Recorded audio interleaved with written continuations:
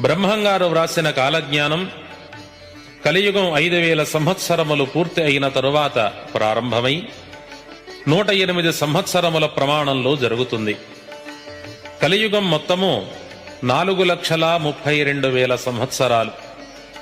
ఇప్పుడు జరుగుతున్నది ప్రథమ పాదం. దీని ప్రమాణం 1,08,000.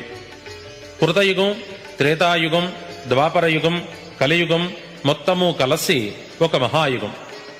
ప్రతి మహాయుగాంతం అయిన తరువాత సృష్టిలో జీవరాశి మొత్తము నాశనము చేయబడి మరలా కృతయుగ ప్రారంభానికి సృష్టించబడుతుంది.